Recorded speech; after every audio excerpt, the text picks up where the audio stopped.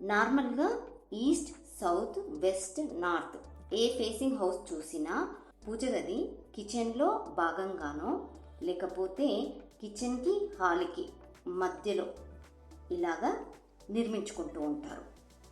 16 joules ప్రకారము north ఉత్తరం డిగ్రీస్ని బట్టి అది maximum east or west facing houses అయితే ఈస్ట్, ఈస్ట్, సౌత్ ఈస్ట్ తూర్పు ఆగ్నేయంలోకి వస్తుంది. అదే నార్త్ సౌత్ ఫేసింగ్ హౌసెస్ అయితే పూజ గది అనేది సౌత్ ఈస్ట్, సౌత్ ఈస్ట్, ఆగ్నేయము దక్షిణ ఆగ్నేయంలోకి వచ్చే ఛాన్స్ ఉంటుంది.